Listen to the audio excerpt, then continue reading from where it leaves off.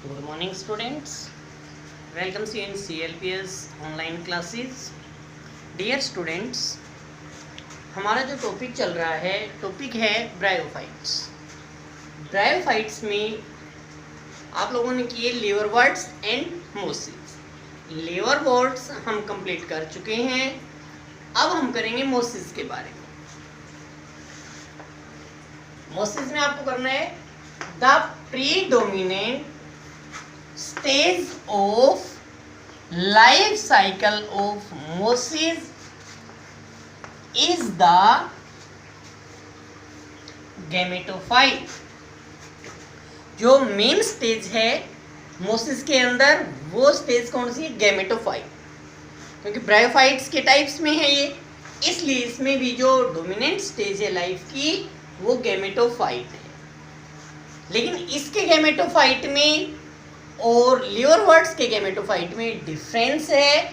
वो डिफरेंस ये है कि इसका जो गैमेटोफाइट है कंसिस्ट ऑफ टू स्टेज। इसका जो गैमेटोफाइट है उसमें टू स्टेज होती हैं, एक है प्रोटोनिमस स्टेज और दूसरी स्टेज है लीफी स्टेज। अब इसमें हम इसकी जो फर्स्ट स्टेज है वो है प्रोटोनिमा स्टेज। इस प्रोटोनिमा स्टेज के बारे में करें। Protonema is the first stage which develops directly from spores। Spores से इनिशियली सबसे फर्स्ट टाइम में जो डेवलपमेंट हो रही है, स्पोर्स जब जर्मिनेट होंगे तो सबसे पहले जो गैमेटोफाइट बनाएंगे और उसकी जो स्टेज होगी उस स्टेज को प्रोटोनिमा स्टेज कहेंगे। प्रोटोनिमा स्टेज क्रीपिंग होती है, ग्रीन होती है। क्रीपिंग स्टेज दैट इज बिल्कुल सोयल के साथ में रहती है ये स्टेज। अब हम सेकंड स्टेज के बारे में करते हैं, लीफी स्टेज। जैसे नाम से इंडिकेशन हो रहा है लीफी, लीफ लाइक स्ट्रक्चर होंगी इसमें। Leafy stage is the second stage.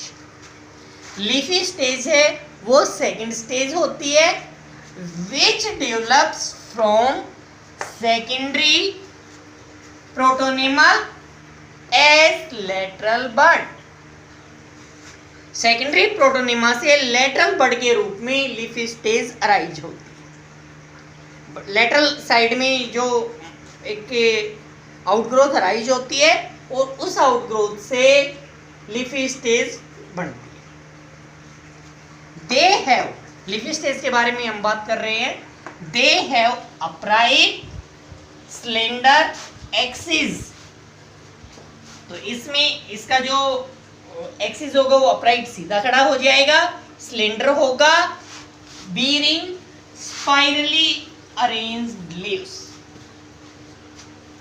यहां आपको मोस्ट इंपोर्टेंट पॉइंट है, अच्छी तरह से ध्यान देना है। ये यहां वर्ड हमने लिख दिया स्पाइरली अरेंज्ड लीव्स।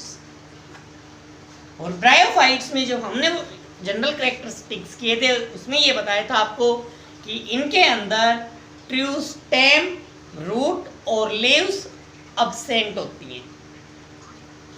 यहां जो ये लीव्स है इनमें वेस्कुलर टिश्यू नहीं होते। वेस्कुलर टिश्यू के बारे में आप लोगों को पता है, जाइलम और फ्लोएम, वो इनके अंदर अब्सेंट होते हैं, इसलिए ये ट्रू लीव्स नहीं है। लीफ लाइक स्ट्रक्चर मिलेगी, मिड रिब भी आपको दिखेगी इसमें, लेकिन उसमें वेस्कुलर टिश्यू नहीं होते। This stage bears the sex organs. इस स्टेज के अंदर सेक्स ऑर्गन्स प्रेजेंट होते हैं। इसके जनरल कैरेक्टरिस्टिक्स है मोसिस के। यहाँ आप थोड़ा सा याद रखना कि लीफी स्टेज में यहाँ वर्ड आया है कि लीफी स्टेज है वो सेकेंडरी प्रोटोनिमा से अराइज हो रही है। तो यहाँ जब आप प्रोटोनिमा स्टेज की स्टडी कर रहे हैं तो प्रोटोनिमा स्टेज में ये याद रखना कि प्राइमरी और सेकेंडरी दो पार्ट्स में प्रोटोनिमा स्टेज को हम डिवाइड कर सकते हैं। जो इनिशियली फर्स्ट टाइम जो प्रोटोनिमा बनेगी उसको प्राइमरी प्रोटोनिमा बोल देंगे, और जो थोड़ी सी ज़्यादा डेवलप हो जाएगी कुछ टाइम बाद उसको हम क्या बोल देंगे? Secondary protonema. तो सेकेंडरी प्रोटोनिमा से लेटरल बड के रूप में लीफी स्टेज अराइज हो। नेक्स्ट आगे अब ये भी इंपॉर्टेंट पॉइंट है, इस पे भी ध्यान देना आपको। Vegetative reproduction in mosses by fragmentation and budding. यहां तक तो वही पॉइंट्स हैं कि भी फ्रेगमेंटेशन और बडिंग से इनके अंदर वेजिटेटिव रिप्रोडक्शन हो रहा है, लेकिन कौन सी स्टेज में ये फ्रेगमेंटेशन और बडिंग हो रही है ये आपको याद रखना है। सेकेंडरी प्रोटोनिमा स्टेज के अंदर फ्रेगमेंटेशन और बडिंग इनके अंदर होती है, वो होती है सेकेंडरी प्रोटोनिमा स्टेज के अंदर। नेक्स्ट पॉइंट की जब हम बात करते हैं, in sexual reproduction the sex organs antheridia and archegonia. नाम वही है सेक्स ऑर्गन्स के, एंथ्रीडिया और आर्किगोनिया, मेल और फीमेल सेक्स ऑर्गन। प्रोड्यूस कहाँ होंगे ये पहले आ भी चुका है कि भी leafy stage bears the sex organs, वही पॉइंट यहाँ है। Produced at the apex of leafy shoot, तो सेक्स ऑर्गन्स हैं antheridia archegonia are produced at the apex of leafy shoot. Leafy shoot पे एंथ्रीडिया और आर्किगोनिया की फॉर्मेशन हो रही है, प्रोड्यूस हो रही है। आफ्टर फर्टिलाइजेशन, फर्टिलाइजेशन के बाद आप देखेंगे the zygote develops into a sporophyte. Fertilization के बाद जाइगोट डेवलप होकर ना क्या बनाएगा, स्पोरोफाइट की फॉर्मेशन करेगा।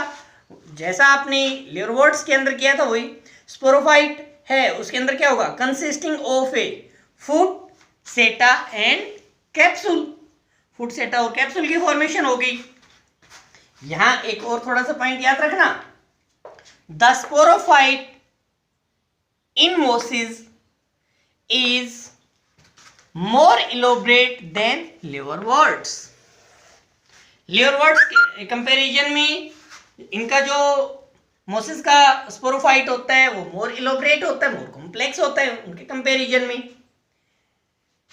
जब हम मियोटिक डिवीजन की बात करेंगे, जो मियोसिस होती है वो कैप्सूल के अंदर होगी, कैप्सूल के अंदर स्पोर्स की फॉर्मेशन होगी, वो स्पोर्स जर्मिनेट करके ना और किसकी फॉर्मेशन कर देंगे, नए गैमेटोफाइट की।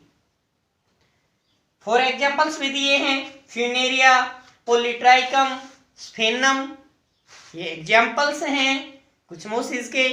जब हम इनकी इकोनॉमिक ब्रायोफाइट्स की इकोनॉमिक इंपोर्टेंस की बात करते हैं तो लेस इकोनॉमिक इंपोर्टेंस होती है इनकी, और कुछ इकोनॉमिक इंपोर्टेंस में सोइल की फॉर्मेशन में, इकोलॉजिकल सक्सेशन में ये हेल्प करते हैं। और स्पेनम है, इनका पीट के रूप में भी यूज होता है। लेस इकोनॉमिक इंपोर्टेंस है, ज़्यादा इकोनॉमिक इंपोर्टेंस इनकी नहीं होती है। तो एग्जांपल्स आप याद रखना, फ्यूनेरिया, पॉलीट्राइकम और स्फेनम। इस टाइप से आप लोगों को मोसिस के बारे में करना है। हैप्लॉइड डिप्लॉइड में वही स्टेजेस याद रखेंगे, गैमेटोफाइट है वो हैप्लॉन्टिक होता है, हैप्लॉइड होता है, स्पोरोफाइट है वो डिप्लॉइड होता है। स्पोरोफाइट में फूट, सेटा और कैप्सूल बन रहे हैं। कैप्सूल के अंदर मियोटिक डिवीजन होगी सेल्स में और स्पोर्स की फॉर्मेशन होगी, वो स्पोर्स जर्मिनेट होके ना फिर हैप्लॉइड गैमेटोफाइट बनाएंगे। तो ये आपका मोसिस का आज का टॉपिक है, यहां तक आप लोगों को काम करना है आज का।